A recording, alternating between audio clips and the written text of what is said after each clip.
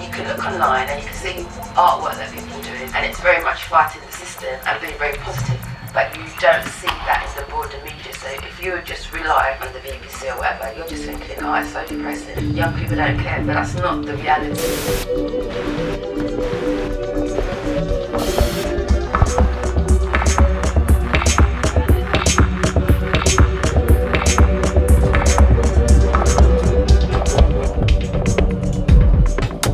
I've been in these studios since about 2003, I think, so 20 years.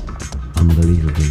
So now, I guess I'm an artist who makes artworks using video game technologies, making interactive artworks using video game technologies. So making video games which are artworks that end up in galleries and performance spaces, and which ask questions and get audiences to tackle those questions and then make something new out of those answers.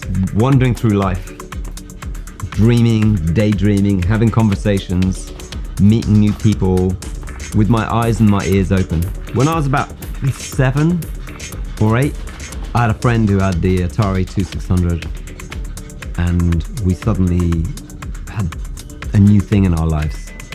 And that kind of only grew, right? Things like the ZX Spectrum, the Commodore 64, I had an Oric 1. And so I was sort of forced to learn how to do programming, and I would make what I now look at as, really they were artworks.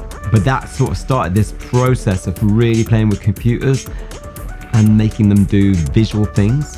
At that point, I knew that the future lay in making virtual reality artworks using video games. Video games are the most dominant cultural medium on the planet, the main way through which people get stories. And so if I'm going to take this seriously, I'm not going to make a theatre show, and I'm not going to make a painting. I'm going to make a video game. 8K home computer, a joystick, 6 very different Focus is an ongoing problem. It's always been a problem.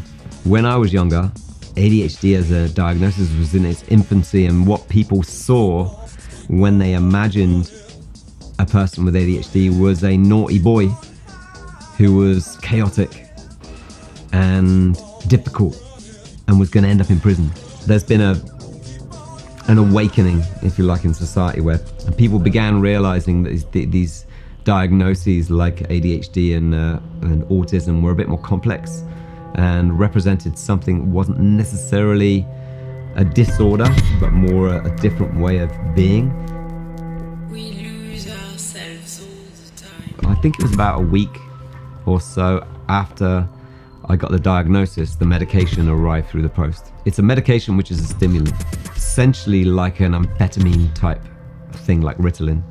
And I took this tablet, and then I was immediately hit by this wave of classic ADHD symptoms.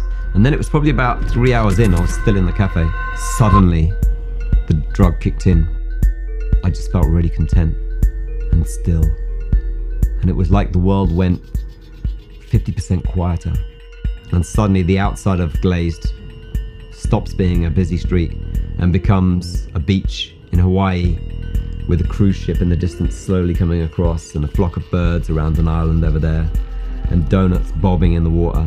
This is kind of what the video game's about in a way. It's simulating the experience of ADHD. So there's this sort of textural element that represents a lot of the symptoms of ADHD, hecticness, and the way it's chopping and changing genres. But really it's about like what comes out of the interactions with audiences that leads to another artwork or another sort of intervention or some other interaction.